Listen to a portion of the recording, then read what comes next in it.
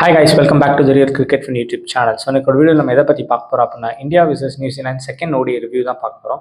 But before we get in to that, wishing every one a very happy Pongal guys. So உங்கள் family friends எல்லாரோட பொங்கல் ரொம்ப ஜாலியாக நல்லா celebrate பண்ணிருப்பீங்கன்னு நினைக்கிறேன். So let's start.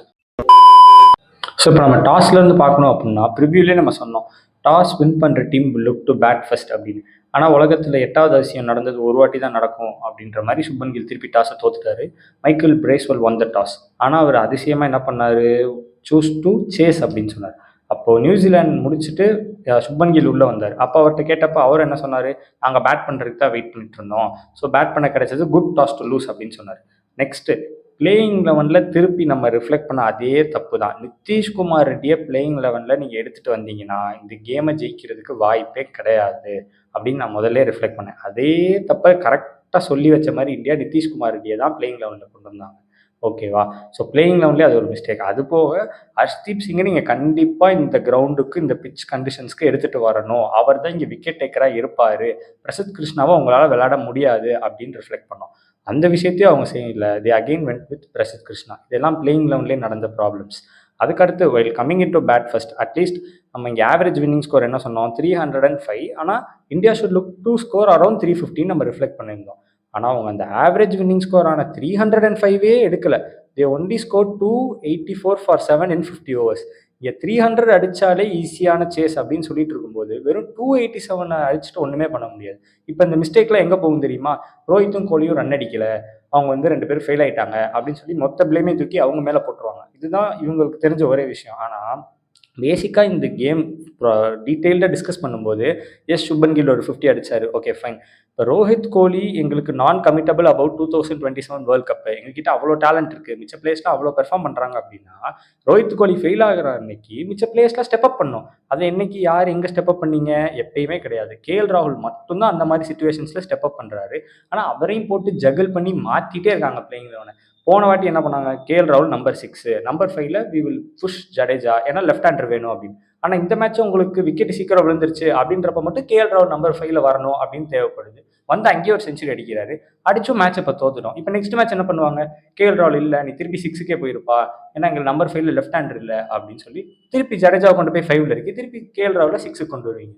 ஸோ இது மட்டும்தான் நீங்கள் மாற்றி மாற்றி ஒரு பிளேயரை ஜகிள் பண்ணுறதுனால ஒன்றுமே நடக்க போகிறது இல்லை. அண்ட் அகெயின் கேட்குற ஒரே கொஸ்டின் தான், நிதிஷ்குமார் ரெட்டி பேட்டரா, பவுலரா, இல்லை ஃபீல்டரா? என்ன அவர் ஆல்ரவுண்டர்னு சொல்கிறீங்க, ஆனால் அவருக்கு பேட்டிங்கும் பண்ண தெரியாது, பவுலிங்கும் பண்ண தெரியாது, ஃபீல்டிங்கும் பண்ண தெரியாது. இதுக்கு பேர் ஆல்ரவுண்டர். இதில் பாண்டியாவோட ரீப்ளேஸ்மெண்ட்டு அப்படின்னு வேற ஒரு விளக்கம் வந்துட்டு எல்லாத்தையும் எடுத்துகிட்டு வந்துடுறீங்க. அவர் பேட்டிங் பண்ணார், 21 பாலுக்கு 20 ரன் அடித்தார். பவுலிங்கில் 2 ஓவர் தான் போட்டார். இப்போ இந்த 2 ஓவர் இவர் போட்டுட்டு இந்த 20 ரன் அடிக்கிறத ஒன்று ஸ்பெஷலிஸ்ட் பேட்ஸ்மேனாக விளாடலாம், ஓகேவா, விளாண்டு பேட்டிங்கை ஸ்ட்ரென்தன் பண்ணலாம்.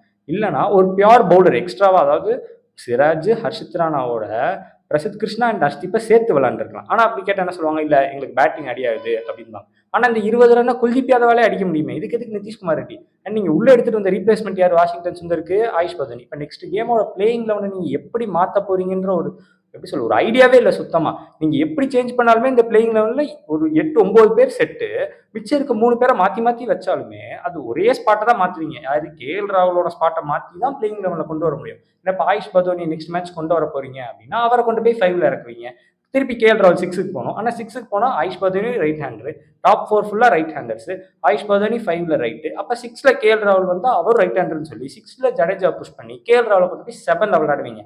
அப்போ அவரோட மைண்ட் செட் எப்படி இருக்கும், ஏன்டா நான் ஒரு மேட்ச் வருவேன், வந்து நம்பர் 5ல ஒரு செஞ்சுரி அடிப்பேன், அடிச்சு அந்த மேட்சை தோப்போம், தோத்ததுக்கப்புறம் என்னை கொண்டு போய் நம்பர் 7ல இறக்குவீங்க, திருப்பி அந்த மேட்ச்ல நான் ஏதாவது பெர்ஃபார்ம் பண்ணேன்னா கேஎல் உனக்கு பெர்ஃபார்மே பண்ண தெரியலப்பா அப்படின்னு சொல்லி ஈஸியாக அவர் மேலே ஒரு டேக்லைன் வச்சிருவீங்க. இப்போ ரோஹித் கோலி பெர்ஃபார்ம் பண்ணாத அன்னைக்கு இன்னைக்கு உண்மையாக ஸ்டெப் அப் பண்ணியிருக்க வேண்டியது கேஎல் ராகுல் ஸ்டெப் அப் பண்ணி செஞ்சுரி அடிச்சார். வாட் அபவுட் ஸ்ரேயஸ் ஐயர்? இந்த கேள்வி கேட்டால் எல்லாரும் என்ன சொல்லுவாங்க, இல்லை ஸ்ரேயஸ் ஐயர் வந்து போன மேட்ச் வந்து ஒரு 49 ரன் அடிச்சாரு அப்படின்னு. ஸ்ரேயஸ் ஐயர் ஒரு பேடான பிளேயர்னு நான் இங்கே ரிஃப்ளெக்ட் பண்ணல. ஆனால் ரோஹித் கோலி என்னைக்கு ரன் அடிக்கலையோ அன்னைக்கு ஸ்டெப் அப் பண்ணுறதுக்காக வச்சிருக்க ஒரு மிடில் ஆர்டர் பிளேயர்ஸ் தான் ஸ்ரேயஸ் ஐயரும் கேஎல் ராகுலும். இப்போது ரோஹித் அண்ட் கோலி ரன் அடிக்கிறப்போ ஸ்ரேயஸ் ஐயர் சேர்த்து ரன் அடிக்கிறாரா, இட்ஸ் வெல் அண்ட் குட். ஆனால் அவங்க அடிக்காத அன்னைக்கு அவர் கண்டிப்பாக ஸ்டெப் அப் பண்ணணும். இதே மிஸ்டேக்கை ஸ்ரேயஸ் ஐயர் ரிப்பீட்டடாக பண்ணுறாரு. எப்படின்னா ஒரு டாப் ஆர்டரில் ரன்ஸ் வரல அப்படின்னா கேஎல் ராகுல் மட்டும்தான் ஸ்டெப் அப் பண்ணுறாரே தவிர எந்த இடத்துலையுமே ஸ்ரேயஸ் ஐயர் ஸ்டெப் அப் பண்ணி நான் இந்த மாதிரி ஸ்கோர் பண்ணுறேன், டீம் எடுத்துகிட்டு போகிறேன், அப்படி ஒரு பார்ட்னர்ஷிப்பை அவர் கிரியேட் பண்ணுறதே இல்லை. ஆனால் கேப்டன், வைஸ் கேப்டன், ஸோ 2 பேர் மேலேயுமே எந்த கேள்வியுமே வைக்க முடியாமல் they will automatically select themselves in the playing down. So இப்படிலாம் இருக்கும்போது we can't actually change the playing eleven. ஓகேவா? நெக்ஸ்ட் மோரோ நம்ம என்ன சொன்னோம், player to watch out for இந்த கேமில் ரோஹித் அண்ட் ஹென்ரி நிக்கோல்ஸ் சொன்னோம். அன்ஃபார்ச்சுனேட்லி ரெண்டு பேருமே அடிக்கல. ஸோ அந்த ரெண்டு ப்ரெடிக்ஷனுமே நடக்காமல் போயிருச்சு. ஃபைனலாக பார்க்கும்போது ரிசல்ட்டில் 70% for India and 30% for New Zealand சொன்னோம். ஆனால் அந்த 70% ஃபார் இந்தியா நம்ம சொன்னப்பவே நான் ரெண்டு விஷயம் சொன்னேன். ஒன்று, நிதிஷ்குமார் ரெட்டியை பிளேயிங் லெவலில் எடுத்துகிட்டு வராதீங்க. நம்பர் 2, ஹர்ஷ்தீப் சிங்கை பிளேயிங் லெவலில் எடுத்துகிட்டு வாங்க. அது ரெண்டையுமே இவங்க செய்யாமல் இந்த மேட்சை தோத்துட்டாங்க. இப்போ மூவிங் ஃபார்வர்டு எப்படி இருக்கும் அப்படின்னா, ஒரு பிளேயர் பெர்ஃபார்ம் பண்ணியுமே அந்த பிளேயரோட ஸ்பாட்டு ஒரு இந்த ஸ்பாட்டில் நான் வந்து ஒரு செஞ்சுரி அடிச்சுமே அந்த பிளேயரை தூக்கி வெளியே போடுறேன். ஃபார் எக்ஸாம்பிள் இப்போ ருத்ராஜே எடுத்துக்கோங்களேன். நம்பர் 4ல் வந்து ஒரு செஞ்சுரி அடிச்சாரு. நெக்ஸ்ட் மேட்ச்ல அவர் ஸ்குவாட்லேயே கிடையாது நெக்ஸ்ட் சீரிஸ் வரும்போது. அப்போ அந்த பிளேயருக்கு எப்படி இருக்குன்னா, நான் என்ன பண்ணாலும் நீங்கள் உங்களுக்கு ஒரு செட் ஆஃப் பிளேயர்ஸ் தான் வச்சிருக்கீங்க. அந்த பிளேயர்ஸை மட்டும் தான் நீங்கள் விளையாட போறீங்கன்னா ஒய் ஷுட் ஐ ப்ரூவ்? இப்போ நான் ப்ரூவ் பண்ணி அதனால எனக்கு என்ன நடக்குது? எதுவுமே நடக்கிறது இல்லை. என்னோட மைண்டை வச்சு நல்லா ப்ளே பண்ணுறீங்க அப்படின்றத எவ்ரி பிளேயருக்கு ஒரு விஷயமா இருக்க போகுது. And again we are reflecting this thing. ஒரே ஒரு ஸ்பின்னர் குல்தீப் யாதவை நம்பி மட்டுமே தான் இந்த டீம் இருக்கு. இப்போ குல்தீப் யாதவுக்கு போன மேட்ச்ல ஒரு ஆஃப் டே 10 ஓவர் போட்டாரு, ஒரு விக்கெட் எடுத்து 82 ரன் கொடுத்தாரு. அப்போ ஜடேஜா என்ன பண்ணாரு? இந்த கடந்த 5 மேட்ச்லயுமே அவர் ஒரு மேட்ச்ல கூட ப்ராப்பரா ஒரு பவுலரா வந்து ஒரு விக்கெட் டேக்கரா விக்கெட்டே எடுக்கல. அப்ப Jadeja cannot be your second spinner to support Kuldeep Yadav. he can only be the third spinner. அப்ப நீங்க செகண்ட் ஸ்பின்னருக்கு ஒரு நல்ல ஆல்ரவுண்டர் எடுக்கணும். அப்ப again the likes of Akshar Patel எங்க கேட்டா டிராப்டா இல்ல ரெஸ்டடா? இப்ப T20 வேர்ல்ட் கப்ல வைஸ் கேப்டனா இருக்காரு, அதனால அவர் வந்து நாங்க ரெஸ்ட்ல இருக்காரு அப்படி சொல்ல போறீங்களா? இல்ல டிராப் பண்ணிட்டு நீங்க ஜடேஜா விளையாடுறீங்களா? எதுவுமே ஒரு கிளாரிட்டியே இல்லை. இப்போ நீங்க எடுத்துட்டு வந்த ரீப்ளேஸ்மெண்ட் வாஷிங்டன் சுந்தருக்கு ரீப்ளேஸ்மெண்ட் எப்படியா நீங்க ஆயுஷ் பதோனி எடுத்துட்டு வரீங்க? அவர் is a batter who can bowl. இதை நான் போன ப்ரிவியூலே சொன்னேன். இப்போ நீங்க அவரை நெக்ஸ்ட் மேட்ச் 11ல எடுத்தாலும் அவர் எத்தனை ஓவர் போடுவார் ஸ்பின்னரா? இப்போ ஒரு டிஃபரன்ஸ் என்னன்னா, New Zealand bowl 23 overs of spin. அந்த ஜேடன் லெனக்ஸ் அப்படின்ற ஸ்பின்னர் 10 ஓவர் போட்டாரு. Michael Bracewell their captain 10 over போட்டாரு. 3 ஓவர் கிளென் பிலிப்ஸ் போட்டார். இந்த 10 ஓவருக்கு மொத்தமா வெறும் 89 ரன் தான் அவங்க கொடுத்தாங்க. ஆனா 18 ஓவர் ஸ்பின்னு தான் போட்டிருந்தோம். சாரி, 23 ஓவருக்கே அவங்க 89 ரன் தான் கொடுத்துருக்காங்க. ஆனா இந்த மொத்த 18 ஓவர் ஸ்பின் நம்ம போட்டதுலயே கிட்டத்தட்ட 124 ரன்ஸ் கொடுத்து வெறும் ஒரு விக்கெட் தான் எடுத்தாங்க, போத் குல்தீப் அண்ட் ஜடேஜா. அப்ப suddenly when Kuldeep is not effective at certain areas, ஜடேஜாவாலே விக்கெட் பிக் பண்ண முடியல. நிதிஷ்குமார் ரெட்டி எதுக்கு விளையாடுறாருன்னு தெரியல. பிரசித் கிருஷ்ணாவும் ரன்ஸுக்கு போயிடுறாரு. அப்ப வேறு ரெண்டு பவுலர், ஒன்னு சிராஜ், இன்னொன்னு ஹர்ஷித் ராணா. இதை நம்பி மட்டுமே டீம் விளையாண்டிங்கன்னா எப்படியா ஜெயிக்க முடியும் ஒரு 50 ஓவர் கேமை? ஒரு ஒரு ப்ராப்பரான ஒரு அண்டர்ஸ்டாண்டிங் வேணும். என்னன்னா, பாண்டியாவுக்கு ஒரு ரீப்ளேஸ்மெண்ட்டாக நாங்கள் நிதிஷ் ரெட்டியை ட்ரை பண்ணுறோன்ற இந்த எக்ஸ்பெரிமெண்ட்டை முதல்ல நீங்கள் என்ன கைவிடுறீங்களோ அன்றைக்கி தான் ஜெயிப்பீங்க. பாண்டியாவுக்கு ஒரு ரீப்ளேஸ்மெண்ட் உங்களால் வேர்ல்டு கிரிக்கெட்டில் எடுக்கவே முடியாது. இந்த இதை ஃபஸ்ட்டு அக்செப்ட் பண்ணிவிட்டு, இப்போ ஃபார் எக்ஸாம்பிள் பாண்டியாவோட ரோலை 2ஆ உடச்சி 2 பிளேயர்ஸ் பண்ணலாம்.